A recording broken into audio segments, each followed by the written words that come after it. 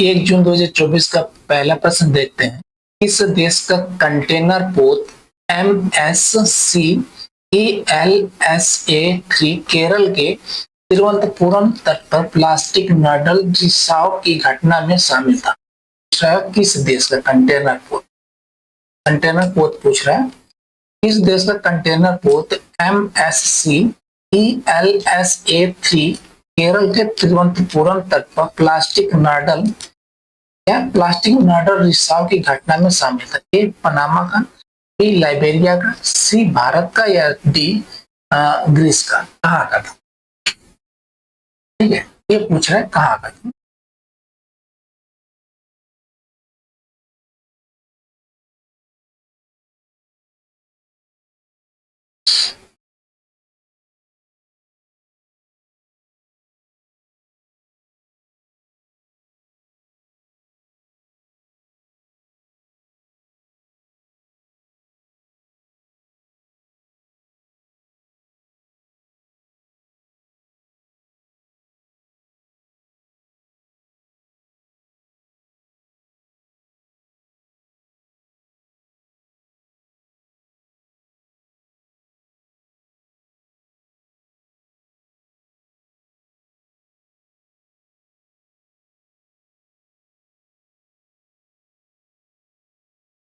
तो ये था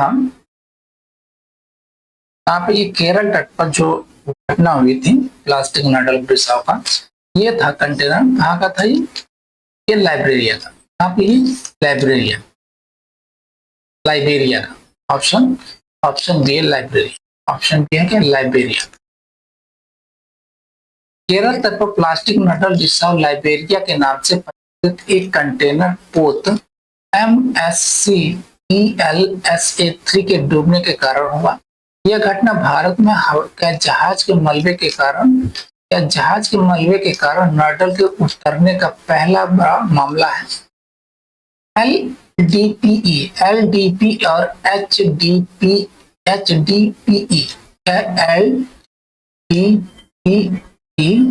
और HDPE से बने ये नडल क्या है? समुद्री पारिस्थितिक तंत्र के गंभीर खतरा पैदा करते हैं, क्योंकि ये आवासों को क्या दूषित करते हैं, खाद्य श्रृंखला में प्रवेश करते हैं और दीर्घकालिक पारिस्थितिक क्षति पहुंचाते हैं। इस आयोजन ने भारत के तटीय क्षेत्र प्रबंधन में सुधार, समुद्री प्रदूषण नियमों को सख्त करने और भारतीय जल में प्लास्टिक कार्गो रिसाव के लिए बेहतर तैयारी की तत्काल आवश्यकता पर प्रकाश डाला है। साथ ही रिसाइकलिंग को बढ़ावा देने और प्लास्टिक के उपयोग को कम करने के प्रयास पर भी प्रकाश डाला है। अगला प्रश्न है, भारतीय संविधान का कौन सा अनुच्छेद लोकसभा के उपाध्यक्ष के चुनाव को अनिवार्य बनाता है? इसका लोकसभा के अध्यक्ष के चुनाव को अनिवार्य बनाता संविधान में कौन सा अनुच्छेद? ए अनुच्छेद 94, बी अनुच्छेद 180, सी अनुच्छेद 93 या डी अनुच्छेद 110। तो कौन सा अनुच्छेद है? ए अनुच्छेद क्या है? 93। ऑप्शन सी है, ए अनुच्छेद 93 है, जो उपाध्यक्ष के चुनाव को अनिवार्य बनाता है। किसमें? लोकसभा में। भारतीय संविधान का अनुच्छेद 93 लोकसभा के उपाध्यक्ष के चुनाव को अनिवार्य बनाता है और इस बात पर जोर देता है कि चुनाव सदन की बैठक शुरू होते ही होना चाहिए। यह प्रधान संसदीय कार्यप्रणाली की निरंतरता सुनिश्चित करने में इस पद की तत्कालिक और महत्व को दर्शाता है। उपाध्यक्ष केवल एक प्रतिनिधि नहीं होता, बल्कि बहसों की अध्यक्षता करने, व्यवस्था बनाए रखने और लोकतांत्रिक प्रक्रिया को सुनिश्चित करने में महत्वपूर्ण भूमिका निभाता है, खासकर जब यह अध्यक्ष अनुपस्थित है। यानी जब अध्यक्ष अनुपस्थित होते हैं उनके स्थान पर कौन बैठता? उपाध्यक्ष बैठता। हाल के वर्षों में इस पद की लंबे समय से चली आ रही रिक्तता ने गंभीर संवैधानिक और लोकतांत्रिक चिंताओं को जन्म दिया है, जो स्थापित परंपराओं से विचलन और संस्थागत नियंत्रण के कमजोर होने को उजागर करता है। अगला प्रश्न, कौन सी बीमारी है जिसमें TR1 कोशिकाएं पुनः के संक्रमण या पुनः संक्रमण से लड़ने में प्रमुख भूमिका निभाती है। कौन सी बीमारी है जिसमें TR1 कोशिकाएं पुनः संक्रमण से लड़ने में प्रमुख भूमिका निभाती है? ए यक्षमा में, बी डेंगू बुखार में, सी HIV एड्स में, या डी मलेरिया में? कौन सा रोग है, बीमारी है? तो ये है कौन सा? मलेरिया में। ऑप्शन कौन सा? Option A D. ये मलेरिया से लड़ने में क्या प्रमुख भूमिका निभाता कौन सा? TR1 कोशिकाएं।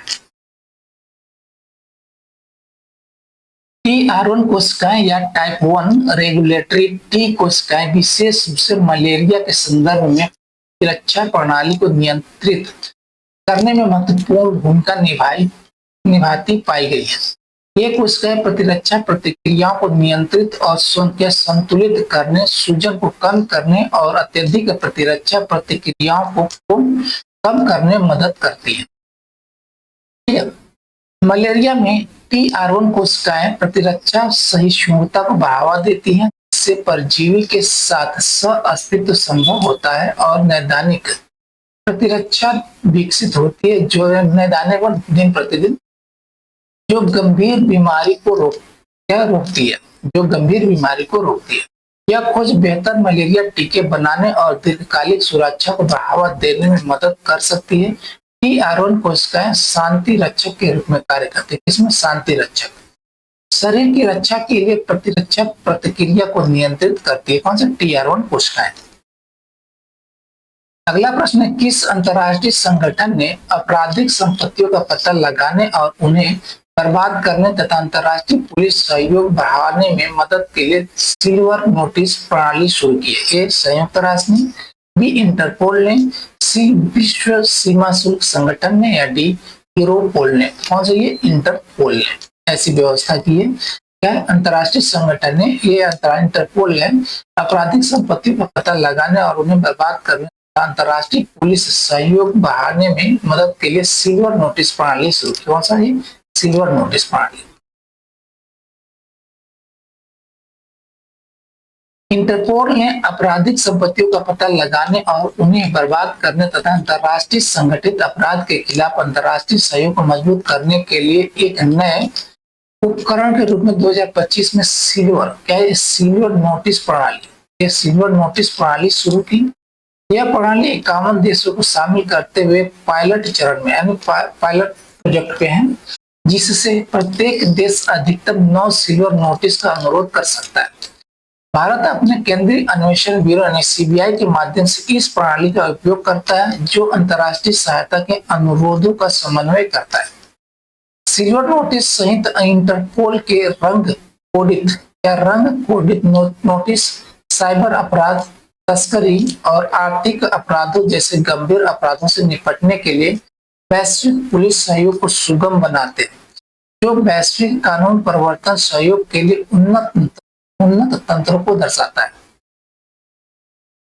अगला प्रश्न, किस नियामक संस्था ने वायदा एवं विकल्प F&O बाजार में जोखिम की निगरानी के लिए एक नया डेटा आधारित ढांचा पेश किया? संस्था पूछा, और किस नियामक संस्था ने वायदा एवं विकल्प बाजार में जोखिम की निगरानी के लिए एक नया डेटा आधारित ढांचा पेश किया? ए सेबी ने, बी RBI ने, सी NSE ने, या डी IRDA ने? तो ये कौन सी संस्था है? इस संस्था का नाम है SEBI. Option A SEBI. SEBI यानी कि भारतीय प्रतिभूति एवं विनिमय बोर्ड ने वायदा एवं विकल्प F&O खंड के लिए जोखिम निगरानी ढांचे में एक बड़ा सुधार लागू किया, इसके लिए ओपन इंटरनेट यानी OI की गणना हेतु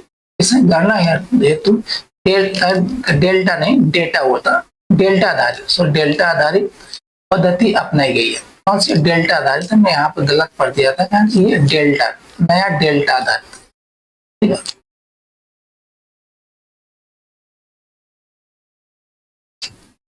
पहले की काल्पनिक मूल्य आधारित पद्धति के विपरीत डेल्टा आधारित अंतर्निहित परिसंपत्ति के प्रति विकल्पों की मूल्य संवेदनशीलता को ध्यान में रखते हुए वास्तविक जोखिम जोखिम को बेहतर ढंग से समझती है।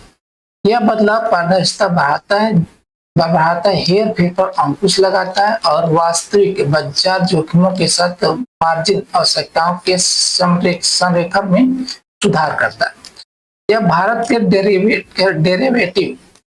डेरिवेटिव विनियमन को वैश्विक सर्वोत्तम प्रथाओं के अनुरूप बनाने की दिशा में एक कदम है और इसका उद्देश्य पूंजी बाजारों की अखंडता को आधुनिक और मजबूत बनाना है। अगला प्रश्न है, किस भारतीय राज्य ने केंद्र सरकार से माउंट कंचनजंगा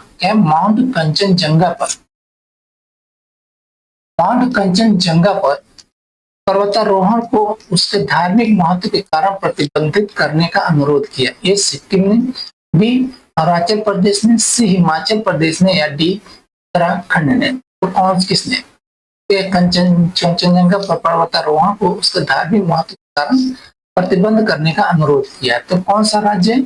इस राज्य का नाम है सिक्किम। कौन किसने? है सिक्किम। Option A.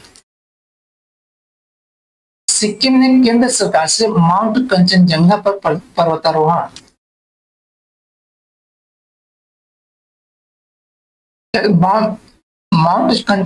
पर पर्वतारोहण गतिविधियों को सीमित करने का आग्रह किया है, क्योंकि यह चोटी स्थानीय समुदाय, विशेष रूप से लेप्चा लोगों के लिए गहरा धार्मिक महत्व रखती है। भारत की सबसे ऊंची और दुनिया की तीसरी सबसे ऊंची चोटी माउंट कंचनजंगा, सर्वोच्च कंचनजंगा बोलते हैं, स्थानीय धर्मों द्वारा पूज्य संरक्षक देवता जो नग्गा के निवास स्थान के रूप में पवित्र मानी जाती है। इन मान्यताओं के सम्मान में सिक्किम की ओर से पर्वतारोहण निषिद्ध है, जबकि नेपाल की ओर से इसकी अनुमति। यह कदम इस क्षेत्र में सांस्कृतिक संरक्षण और पर्यावरण प्रबंधन के अंतर संबंध को दर्शाता है। अगला प्रश्न है, किस न्यायिक निकाय ने फैसला सुनाया कि पूर्व अमेरिकी राष्ट्रपति डोनाल्ड ट्रंप ने कुछ आयात शुल्क लगाने में IEEPA के तहत अपने अधिकार का क्या अतिक्रमण किया है? ए अमेरिकी अपील न्यायालय ने, बी अमेरिका की सर्वोच्च अदालत ने, सी संघीय व्यापार आयोग ने या डी अंतर्राष्ट्रीय व्यापार न्यायालय ने? किसने लगाया ये आरोप, मतलब ये फैसला सुनाया है? इसको सुनाया है ये अंतर्राष्ट्रीय व्यापार न्यायालय। अंतर्राष्ट्रीय व्यापार न्यायालय में डी है, इसने यह फैसला सुनाया है। किसने क्या सुनाया है? डोनाल्ड ट्रंप जो है, डोनाल्ड ट्रंप ने कुछ आयात शुल्क लगाने में IEEPA के तहत अपने अधिकार का अतिक्रमण किया है। अंतर्राष्ट्रीय व्यापार न्यायालय ने फैसला सुनाया कि डोनाल्ड ट्रंप प्रशासन ने कुछ आयात शुल्क लगाकर अंतर्राष्ट्रीय आपातकालीन आर्थिक शक्ति अधिनियम 1977 के तहत अपने वैधानिक अधिकार का क्या अतिक्रमण किया है। ये शुल्क जो ट्रंप की आक्रामक व्यापार नीति का हिस्सा थे, विशेष रूप से चीन पर लक्षित थे और आपातकालीन आर्थिक कार्रवाई के रूप में उचित ठहराए गए। हालांकि CIT ने निष्कर्ष निकाला कि IEEPA राष्ट्रपति को असीमित शुल्क लगाने की शक्ति नहीं देता है और ऐसी इकाइयों में कानूनी वैधता का अभाव है। इसमें कानूनी वैधता का अभाव है। इस फैसले का महत्वपूर्ण निहितार्थ, जिनमें ट्रंप काल के कई शुल्कों को अमान्य करना, कार्यकारी कार्रवाइयों पर न्यायिक निगरानी की पुष्टि और अमेरिकी व्यापार नीति में अधिक बहुपक्षीय और विधायी रूप से आधारित दृष्टिकोणों की ओर से संभावित बदलाव शामिल है। अगला प्रश्न है, किस देश में क्षुद्र ग्रह 2016HO3 और धूमकेतु 311P का पता लगाने के लिए तियानवेन 2 अंतरिक्ष यान लॉन्च किया? ए जापान ने, बी चीन ने, सी संयुक्त राज्य अमेरिका ने या डी रूस ने? तो ये इसका कौन है? ये चीन है। ऑप्शन बी है चीन। किसने लॉन्च किया? ये चीन ने लॉन्च किया। किससे? कौन सा ये अंतरिक्षयान है? तियानवेन 2 अंतरिक्षयान लॉन्च किया है। किसका पता लगाने के? क्षुद्र ग्रह 2016HO3 और धूमकेतु 311P का पता लगाने के। चीन ने अपने गहन अंतरिक्ष अन्वेषण कार्यक्रम के अंतर्गत तियानवेन 2 अंतरिक्ष यान प्रक्षेपित किया, जिसका लक्ष्य पृथ्वी के निकट स्थित क्षुद्र ग्रह 2016HO3 यानी कि कामो ओलेवा और मुख्य बेल्ट धूमकेतु 311P है। इस मिशन का उद्देश्य 2027 तक नमूने वापस लाना और आदिम खगोलीय पिंडों का अध्ययन करके सौर मंडल के निर्माण की वैज्ञानिक समझ को गहरा करना है। तकनीकी रूप से तियानवेन 2 सटीक नेविगेशन, बहुलक्षी मिशन निष्पादन और नमूना वापसी में उन्नत क्षमताओं का प्रदर्शन करता है, जिससे चीन, जापान और संयुक्त राज्य अमेरिका जैसी अंतरिक्ष शक्तियों के बराबर आ जाता है। यह मिशन ग्रह विज्ञान, क्षुद्र ग्रह खनन और ग्रह रक्षा में चीन की बढ़ती महत्वाकांक्षाओं को दर्शाता है। साथ ही अंतरिक्ष अनुसंधान और नवाचार में वैश्विक प्रयासों में योगदान देता है। अगला प्रश्न है, किस स्वास्थ्य संगठन ने संविधान के किस अनुच्छेद के अंतर्गत विश्व का पहला वैश्विक महामारी समझौता अपनाया गया था? ठीक है, वैश्विक महामारी समझौता अपनाया गया था अनुच्छेद 21 के तहत, बी अनुच्छेद 25 के तहत, सी अनुच्छेद 19 के तहत या डी अनुच्छेद 15 के तहत। बोल रहा है विश्व स्वास्थ्य संगठन के संविधान के किस अनुच्छेद के अंतर्गत विश्व का पहला वैश्विक महामारी समझौता अपनाया गया था? अनुच्छेद 21, अनुच्छेद 25, अनुच्छेद 19 या अनुच्छेद 15 के तहत। तो इसका ये अनुच्छेद है कौन सा? ये अनुच्छेद 19 के तहत। किसके साथ? अनुच्छेद 19 के तहत पहला वैश्विक महामारी समझौता अपनाया गया अनुच्छेद 19 के तहत। विश्व स्वास्थ्य संगठन ने 78वीं विश्व स्वास्थ्य सभा के दौरान विश्व स्वास्थ्य संगठन के संविधान के अनुच्छेद 19 के अंतर्गत अपना पहला वैश्विक महामारी समझौता अपनाया। यह कानूनी दस्तावेज जो तंबाकू नियंत्रण फ्रेमवर्क कन्वेंशन 2013 3 के बाद दूसरा है। महामारियों के दौरान टीकों, निदान और चिकित्सा तक पहुंच के माध्यम से वैश्विक स्वास्थ्य सुरक्षा को बढ़ाने का लक्ष्य रखता है। यह समझौता अंतर्राष्ट्रीय सहयोग को बढ़ावा देता है, प्रौद्योगिकी हस्तांतरण सुनिश्चित करता है, किफायती पहुंच को अनिवार्य करता है और प्रभावी महामारी प्रतिक्रिया के लिए वित्तीय और तार्किक ढांचे को स्थापित करता है। अनुच्छेद 19 का उपयोग करके जो वैश्विक स्वास्थ्य संगठन को स्वास्थ्य संबंधी मामले के लिए इस सम्मेलनों समझौतों को अपनाने की अनुमति देता है। यह संधि सार्वजनिक स्वास्थ्य आपात स्थितियों में वैश्विक सहयोग के लिए एक महत्वपूर्ण मिसाल कायम करती है। अगला प्रश्न है, अप्रैल 2025 में इसको नहीं किया था। अप्रैल 2025 में औद्योगिक उत्पादन सूचकांक IIP की वृद्धि दर क्या थी, जो 8 महीने का न्यूनतम स्तर है? ए 2.7%, बी 3.5%, सी 1.9% या डी 2.0%। कितना है ये है कितना? 2.7%। ऑप्शन कौन सा है? ये ऑप्शन ए है।